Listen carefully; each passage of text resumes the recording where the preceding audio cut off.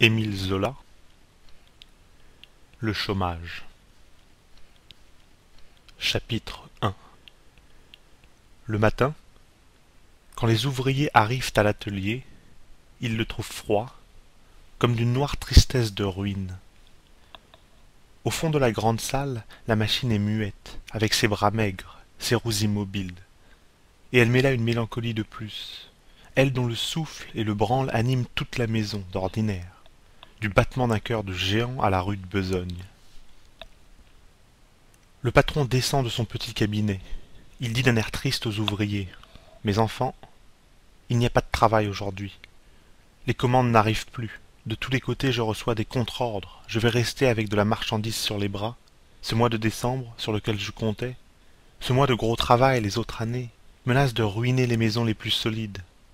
Il faut tout suspendre. » Et comme il voit les ouvriers se regarder entre eux, avec la peur du retour au logis, la peur de la faim du lendemain, il ajoute d'un ton plus bas: « Je ne suis pas égoïste, non, je vous le jure. Ma situation est aussi terrible, plus terrible peut-être que la vôtre. En 8 jours, j'ai perdu 50 000 francs. J'arrête le travail aujourd'hui pour ne pas creuser le gouffre davantage. Et je n'ai pas le premier sou de mes échéances du 15. Vous voyez, je vous parle en ami, je ne vous cache rien. Demain peut-être les huissiers seront ici. Ce n'est pas notre faute, n'est-ce pas? Nous avons lutté jusqu'au bout. J'aurais voulu vous aider à passer ce mauvais moment, mais c'est fini. Je suis à terre. Je n'ai plus de pain à partager. » Alors, il leur tend la main. Les ouvriers la lui serrent silencieusement, et pendant quelques minutes, ils restent là, à regarder leurs outils inutiles, les poings serrés.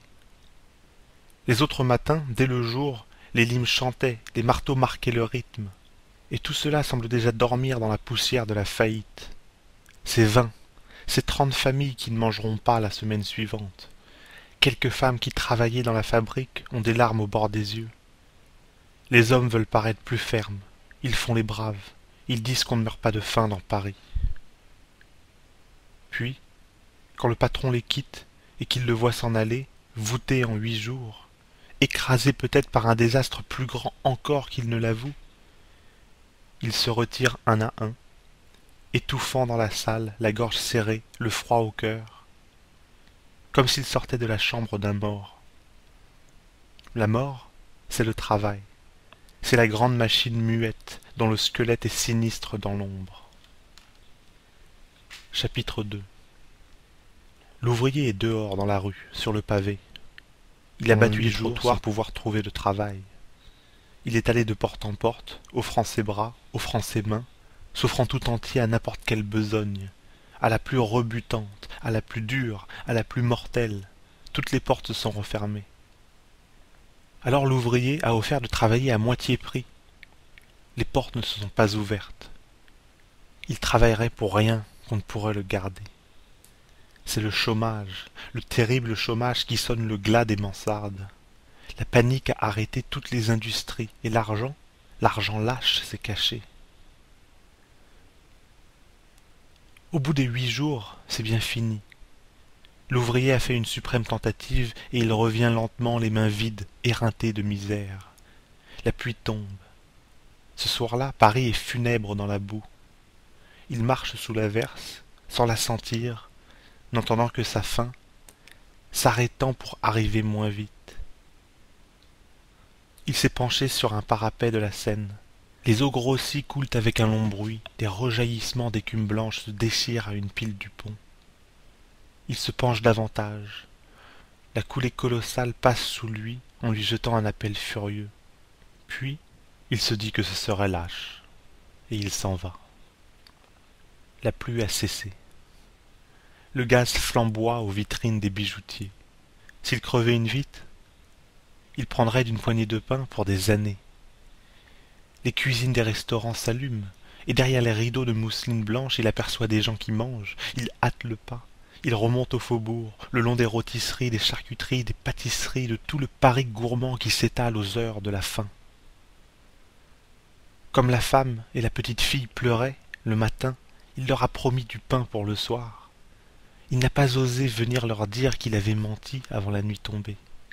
Tout en marchant, Il se demande comment il entrera, ce qu'il racontera pour leur faire prendre patience. Ils ne peuvent pourtant rester plus longtemps sans manger. Lui essaierait bien, mais la femme et la petite sont trop chétives. Et un instant, il a l'idée de mendier. Mais quand une dame ou un monsieur passe à côté de lui, et qu'il songe à tendre la main, tout son bras se raidit, sa gorge se serre. Il reste planté sur le trottoir, tandis que les gens comme il faut se détournent, le croyant ivre, à voir son masque farouche d'affamé. Chapitre 3. La femme de l'ouvrier est descendue sur le seuil de la porte, laissant en haut la petite endormie. La femme est toute maigre, avec une robe d'indienne. Elle grelotte dans les souffles glacés de la rue. Elle n'a plus rien au logis. Elle a tout porté au mont-de-piété. 8 jours sans travail suffisent pour vider la maison. La veille, elle a vendu chez un fripier la dernière poignée de laine de son matelas. Le matelas s'en est allé ainsi. Maintenant, il ne reste que la toile. Elle l'a accrochée devant la fenêtre pour empêcher l'air d'entrer, car la petite tousse beaucoup. Sans le dire à son mari, elle a cherché de son côté. Mais le chômage a frappé plus rudement les femmes que les hommes. Sur son palier, il y a des malheureuses qu'elle entend sangloter toute la nuit. Elle en a rencontré une, toute debout au coin d'un trottoir. Une autre est morte, une autre a disparu. Elle, heureusement, a un homme, un mari qui ne boit pas. Il serait à l'aise si des mortes saisons ne les avaient pas dépouillés de tout. Elle a épuisé les crédits. Elle doit au boulanger, à l'épicier, à la fruitière. Elle n'ose même plus passer devant les boutiques. L'après-midi, elle est allée chez sa sœur pour emprunter 20 sous. Mais elle a trouvé là aussi une telle misère qu'elle s'est mise à pleurer, sans rien dire. Et que toutes deux, sa sœur et elle, ont pleuré longtemps ensemble. Puis, en s'en allant, elle a promis d'apporter un morceau de pain si son mari rentrait avec quelque chose. Le mari ne rentre pas. La pluie tombe, mais elle se réfugie sous la porte. De grosses gouttes clapotent à ses pieds, une poussière d'eau pénètre sa mince robe.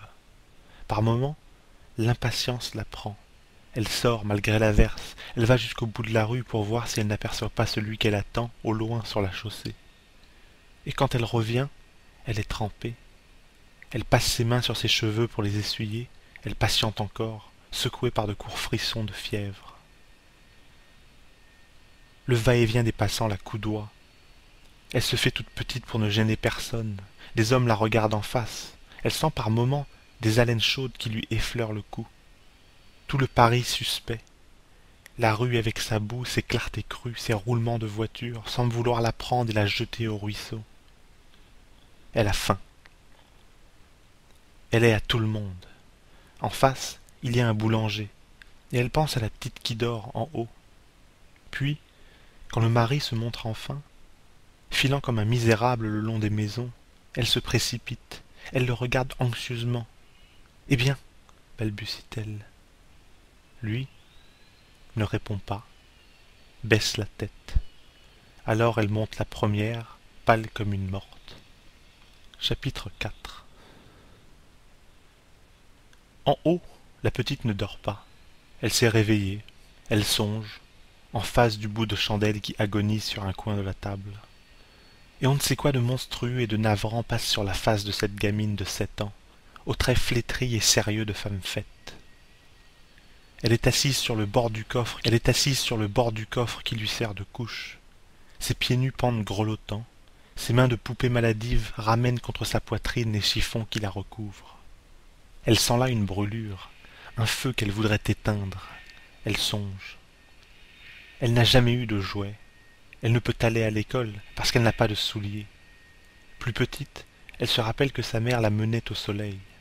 Il a fallu déménager, et depuis ce temps il lui semble qu'un grand froid a soufflé dans la maison. Alors, elle n'a plus été contente. Toujours elle a eu faim.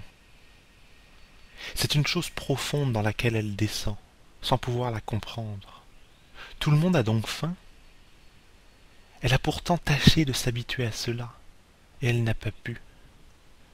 Elle pense qu'elle est trop petite, qu'il faut être grande pour savoir. Sa mère sait sans doute, cette chose qu'on cache aux enfants. Si elle osait, Elle lui demanderait qui vous met ainsi au monde pour que vous ayez faim. Puis, c'est si laid chez eux. Elle regarde la fenêtre, où bat la toile du matelas, les murs nus, les meubles éclopés. Toute cette honte du grenier que le chômage salit de son désespoir. Dans son ignorance, elle croit avoir rêvé des chambres tièdes avec de beaux objets qui luisaient.